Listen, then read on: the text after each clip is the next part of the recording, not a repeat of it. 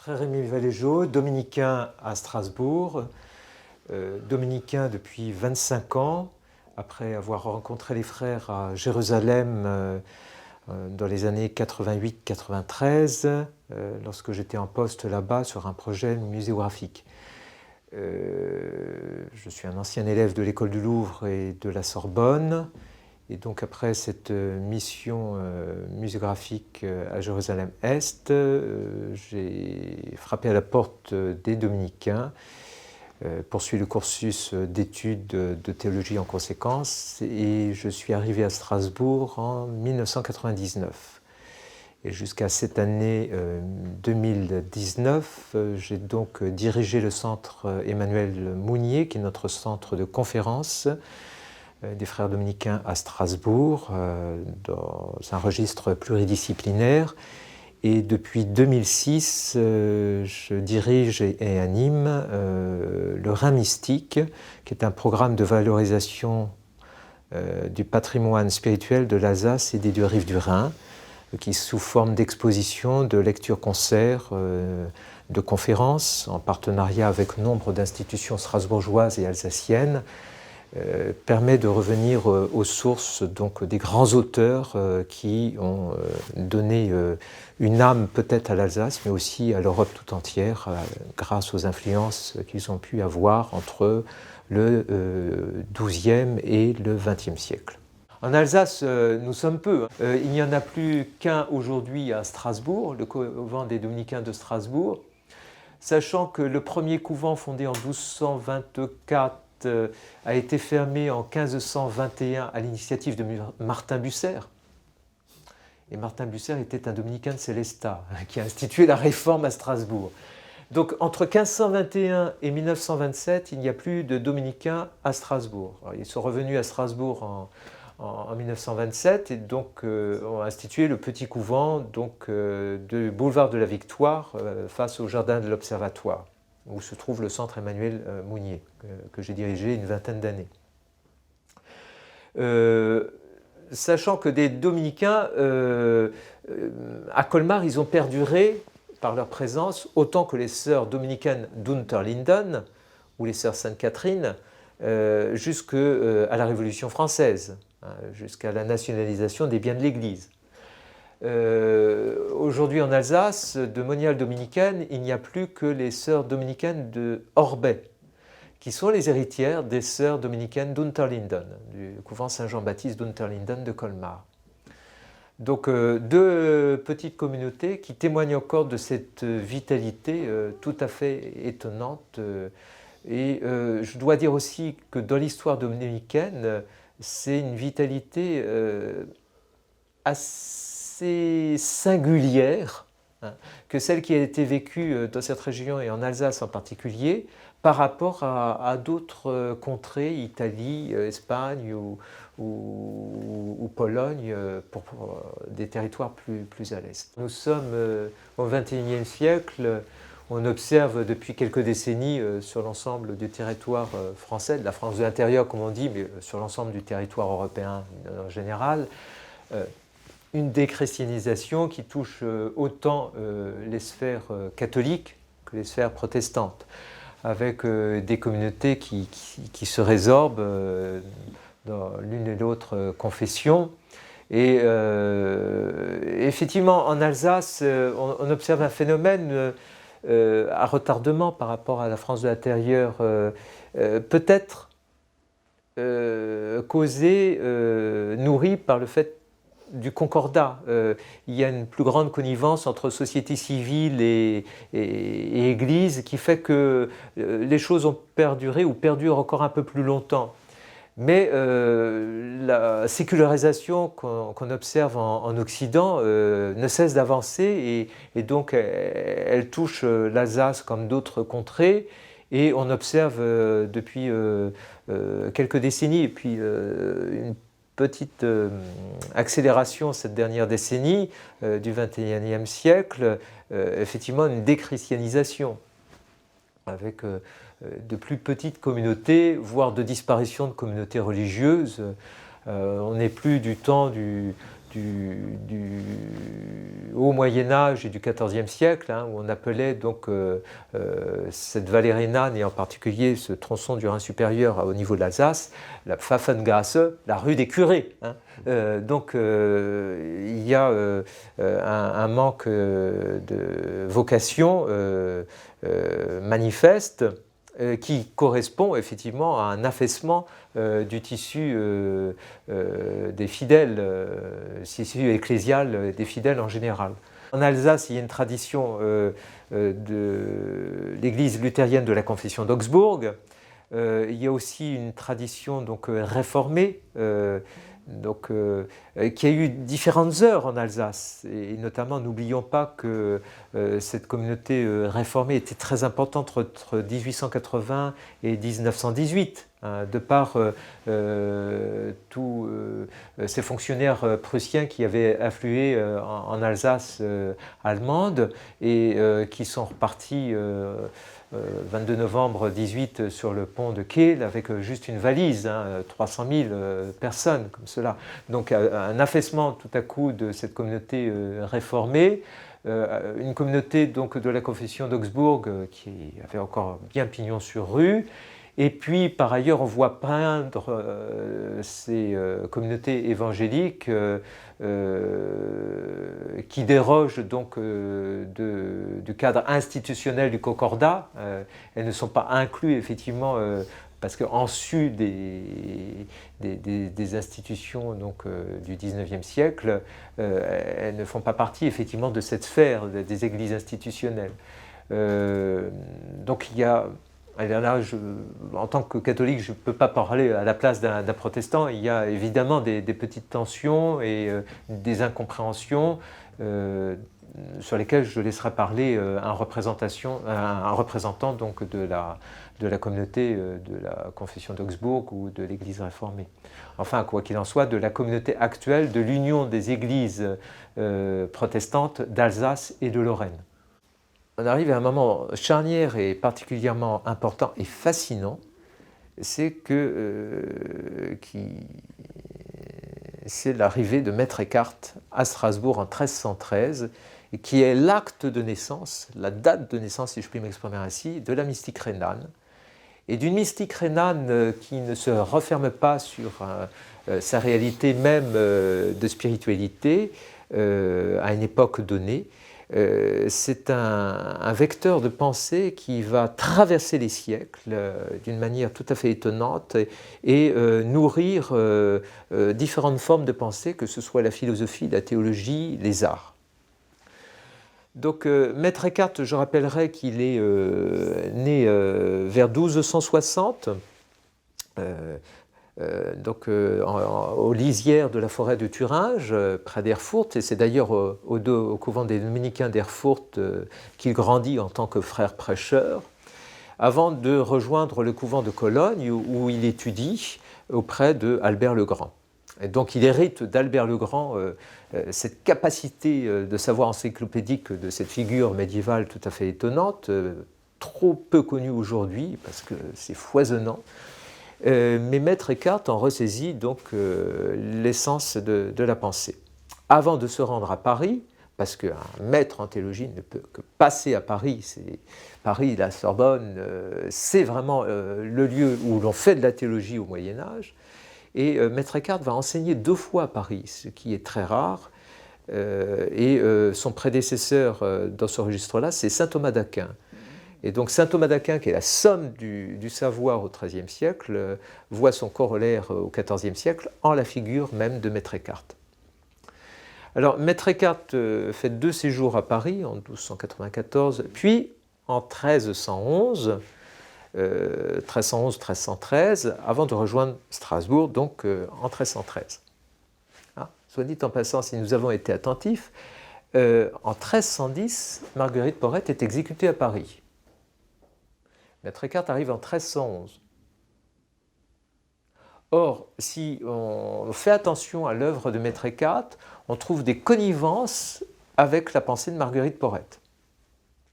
Alors, d'aucuns ont pu dire que Marguerite Porret avait été influencée par Maître Eckhart. fort peu probable, la question latine, la question germanique ne permet pas d'influence dans ce sens. En revanche, une influence de Marguerite sur l'œuvre de Maître Eckhart est tout à fait possible, dans la mesure où, hélas, celui qui a condamné Marguerite Porrette, c'est le frère Guillaume, Guillaume de Paris, dominicain, confesseur de Philippe le Bel, et donc frère dominicain du frère Eckhart. Donc Maître Eckhart a entendu parler de Marguerite Porrette. Et loin de la rejeter comme l'a fait Guillaume de Paris, il est rentré en connivence avec son propos parce que lui-même avait été alerté à la question de la littérature féminine grâce au monastère d'Elfta près de Erfurt, avec des grandes figures comme Gertrude d'Elfta, Mechtilde de Magdeburg ou Mechtilde de Hackeborn. Et donc, sensible à cette littérature, il a fini par l'intégrer, ou tout au moins rentrer en connivence. Et lorsqu'en 1313, il arrive à Strasbourg et que le maître Béranger de Landor lui demande d'accompagner les moniales et les béguines de la vallée rhénane, il est en connivence avec ces dernières.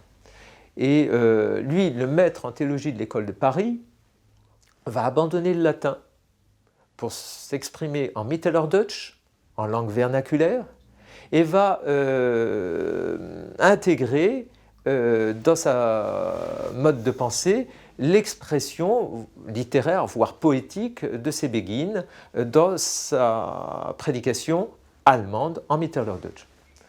Donc un moment assez révolutionnaire dans l'histoire de la théologie, de la spiritualité et de la pensée, où ce maître, qui est la sommité du savoir au XIVe siècle, au contact de ces béguines de Strasbourg et de l'Alsace, va forger une nouvelle langue, si je puis m'exprimer ainsi, pour dire la théologie, grâce à ces femmes.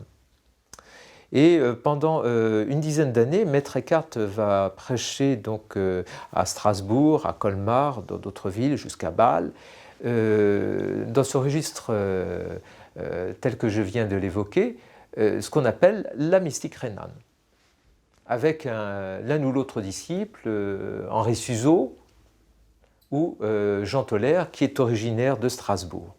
Et Jean Toller, qui est né à Strasbourg en 1300 et mort à Strasbourg en 1361, est le plus fidèle disciple de Maître Eckhart et va être le vecteur de diffusion de cette mystique rhénane dans des sphères qu'on n'en soupçonnerait pas et qui éclairent finalement la pensée du XVIe siècle, du XVIIe siècle, du XVIIIe et du XXe siècle d'une manière tout à fait étonnante.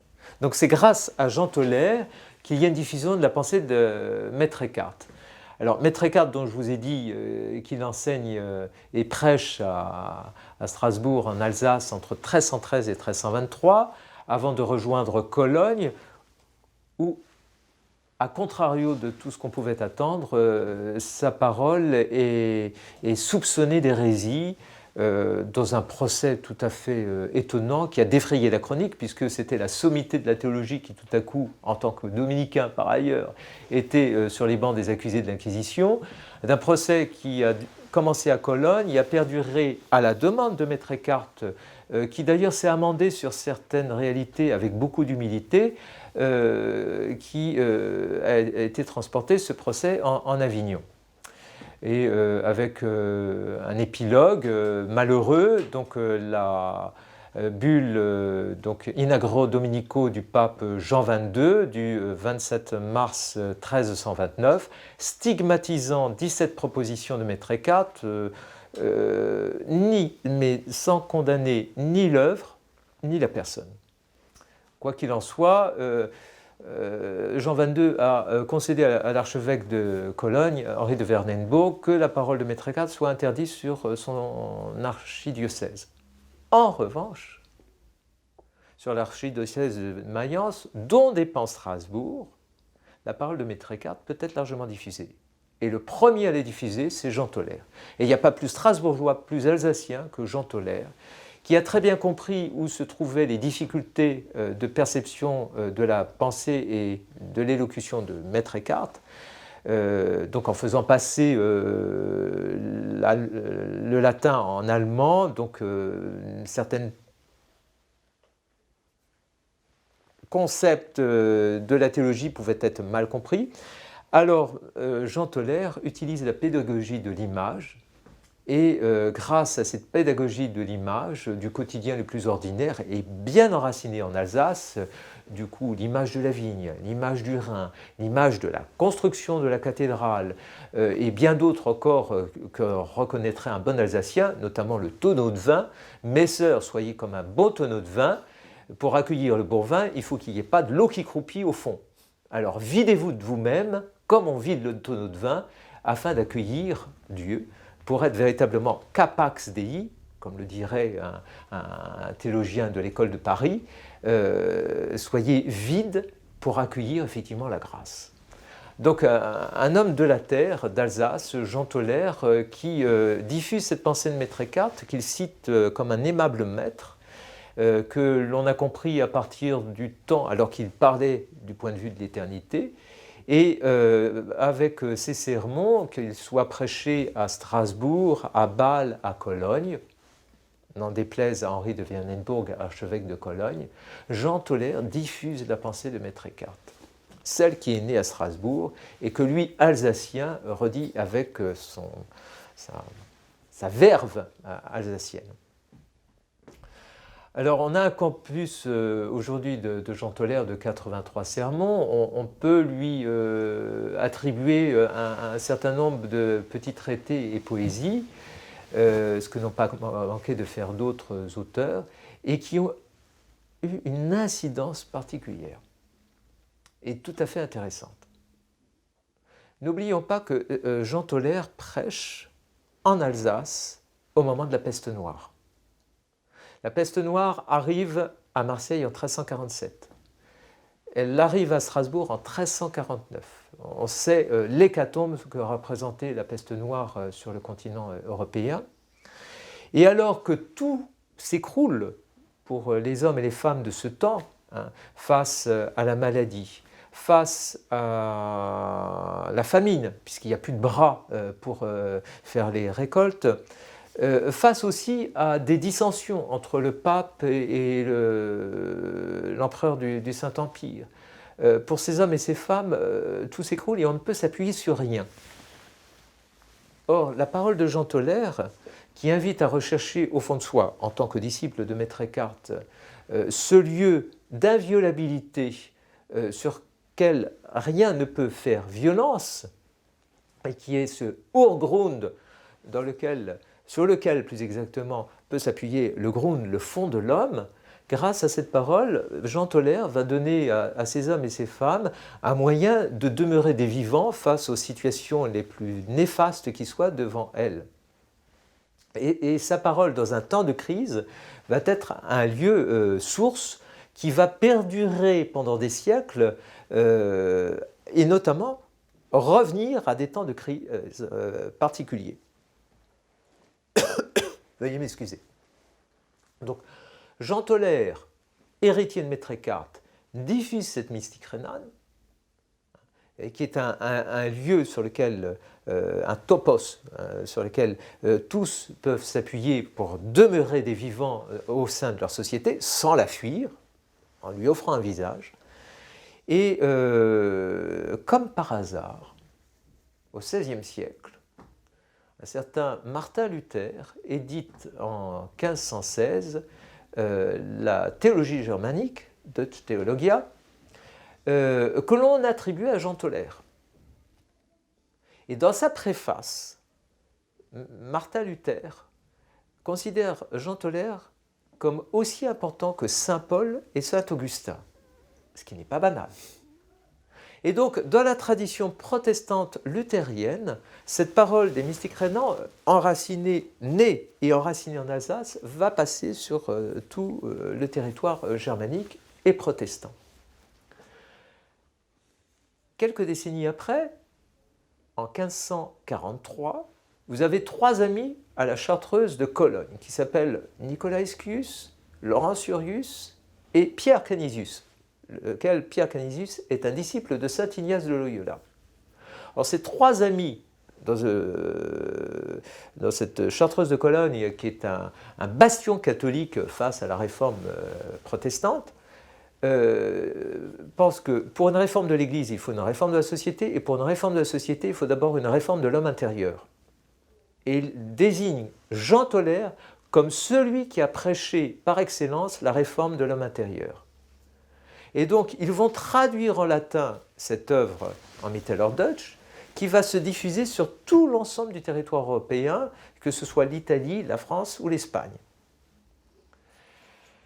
Et Jean Tolaire, du coup, va non seulement influencer les sphères protestantes, mais aussi influencer les terres d'Espagne, et notamment le Carmel espagnol de Thérèse d'Avila et Jean de la Croix. Jean de la Croix, si on y est attentif, parle comme Maître Eckhart et Jean Tolaire. Il y a une connivence de vocabulaire grâce à la lecture que ce dernier a fait en latin des œuvres traduites par nos amis de Cologne. Donc, ce qui est né en Alsace se diffuse sur l'ensemble du territoire européen. Et donc, à l'âge des temps modernes, de l'humanisme et de la réforme, autant en terre de réforme qu'en terre catholique, ce qui est tout à fait étonnant. Donc, catholiques et protestants ont un héritage commun ici, né en Alsace, qui s'appelle les mystiques rhénans. Alors là, on est pour le XVIe siècle. Au XVIIe siècle, vous avez un Alsacien, Philippe Jacob Spener, originaire de Ribeauvillé, prédicateur libre de la confession d'Augsbourg, qui prêche à la cathédrale, et qui connaît un petit groupe de protestants qui sont férus de lecture d'auteurs médiévaux. Et là, il découvre d'autres textes de la tradition rhénane, et Philippe Jacob Spener, face à une église protestante qui, pour lui, à ce moment-là, au XVIIe siècle, se pétrifie, avec un jeu de mots sur pétrifie, pétrinien, allusion à Rome, promeut donc des conventicules, des petits groupes de 10-12 personnes qui, pour avancer en spiritualité, sont invités à lire la Bible et les sermons de Jean Tolaire. Donc le Pietismus de Philippe Jacob Spener, qui est né en Alsace, se diffuse à Leipzig, à Dresde et à Berlin, où Spener meurt en 1705, va influencer à nouveau toute la sphère germanique luthérienne, avec des rencontres tout à fait étonnantes. On ne peut pas concevoir Jean-Sébastien Bach, proche du milieu piétiste. On ne peut pas concevoir l'œuvre de Jean-Sébastien Bach sans cet enracinement donc, dans ce qui a connivence avec la mystique rhénane. Donc c'est un lointain héritier de l'Alsace. Relisez les airs donc des passions, les arias, elles sont pétries effectivement de cette sensibilité. Et d'ailleurs, dans sa bibliothèque, Jean-Sébastien Bach, et l'inventaire après décès le manifeste, a tous les ouvrages recommandés par les piétistes et les sermons de Jean Tolaire. Si vous voulez continuer plus loin, quel est le philosophe allemand qui n'est pas issu du piétisme ? Kant, le premier. Il y a une connivence philosophie allemande et héritage des mystiques rhénans, qu'on soit avec Fichte ou Schelling. D'ailleurs, Maître Eckhart a forgé un vocabulaire philosophique allemand, en faisant passer donc le latin de l'Université de Paris au Mittelhochdeutsch, langue vernaculaire pour la prédication aumoniale. Il a forgé un vocabulaire que Jacob Böhm, le philosophe teutonique, va formaliser, et c'est bel et bien le philosophe teutonique qui donne tout le vocabulaire dont vont user des Fichte, Schelling, mais qui sont des héritiers en réalité de Maître Eckhart. Dans ce contexte donc, des philosophes allemands, vous avez un peintre proche de ce cercle, et notamment le cercle de Jena, Caspar David Friedrich. Alors là, c'est un paradoxe, mais Caspar David Friedrich, avec sa peinture de paysage, nous donne à voir ce que Maître Eckhart nous évoque de désimagination, de Entbildung. Effectivement, si vous regardez un tableau de Friedrich, après un premier, deuxième, troisième, quatrième plan, vous êtes invité à voir un point où il n'y a rien à voir. Et qui est ce point, effectivement, que Maître Eckhart invite à scruter, hein, sachant que pour lui, il faut aller au-delà de tout savoir, de toute imagination, pour rencontrer Dieu tel qu'il est, et non pas tel que je le pense, tel que j'imagine, tel que je le désire. Et donc de se dépouiller de tout ce qui pourrait contraindre le mystère divin dans son essence même. Et donc, incidemment, dans son art de la peinture, Friedrich donne à voir ce processus d'une manière tout à fait étonnante. Héritier des mystiques rénants. Donc, l'Alsace, d'une manière tout à fait étonnante, voire même parfois inconnue, est le creuset d'un mode de pensée qui se déploie, comme je vous l'ai dit, dans différentes sphères, protestantes, catholiques, dans différentes réalités théologiques, spirituelles, philosophiques, artistiques, picturales et musicales, ce qui n'est pas banal. Et puis si l'on va jusqu'au XXe siècle, effectivement, tous les philosophes de l'école allemande sont héritiers de ce que j'ai évoqué de trajectoire du vocabulaire de la pensée philosophique en Allemagne. Et évidemment, Heidegger est un héritier avec ses chemins qui mêlent nulle part. Effectivement, le chemin est sans chemin, dirait Maître Eckhart. Et les chemins qui mènent nulle part, selon Heidegger, sont dans ce sillage, effectivement, de cette réalité tracée par Maître Eckhart dès le XIVe siècle. Par ailleurs, si l'on va un peu rapidement en termes de figure de philosophie, alors on l'oublie comme figure de philosophie au bénéfice de sa trajectoire spirituelle. Mais Edith Stein, qui est devenue sœur Thérèse Bénédicte de la Croix en rentrant au Carmel, est avant tout et premièrement une philosophe et l'assistante du phénoménologue Husserl, notamment à Freiburg-im-Brisgau. L'Alsace a hérité de tout un contexte dont elle a su porter le meilleur et diffuser finalement une pensée qui donne une âme à l'Europe sous différentes modalités, tonalités, personnalités, singularités. Et du coup, on ne peut être que séduit par ce paysage alsacien dans ses différentes acceptions, paysage géographique. Et c'est vrai que la géographie a une part dans la prédication de Jean Toller quand il évoque le Rhin, quand il évoque la vigne, quand il évoque cette terre alsacienne proprement dit. Mais au-delà de la géographie, il y a un paysage social, théologique, spirituel, qui n'est pas absent des réalités sociales, voire même politiques, et qui a su rentrer en dialogue avec ces différentes sphères et donner un mode de pensée tout à fait particulier qui ne s'est pas résorbé sur lui-même, mais qui a su être universel.